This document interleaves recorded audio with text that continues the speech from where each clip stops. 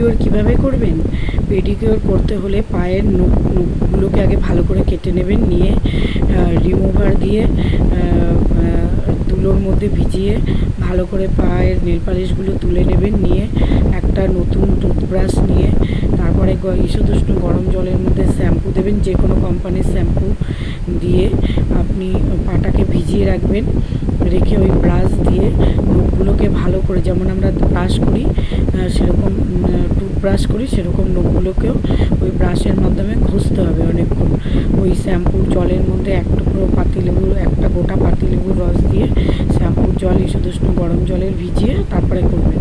তারপরে পাটাকে ভালো করে ঘষতে হবে, পায়ের নখগুলো ঘষে তারপরে পা ঘষার যে ব্রাশ কিনতে পাওয়া যায় সেটা, বা জামা কাপড় কাচার ব্রাশ, সেগুলো দিয়ে পাটা ওই ঈষদুষ্ণ গরম জলের মধ্যে শ্যাম্পু দিয়ে লেবুর রস দিয়ে ভিজিয়ে রাখবেন। রেখে তারপরে ওই ব্রাশ দিয়ে পাগুলোকে ভালো করে ঘষবেন।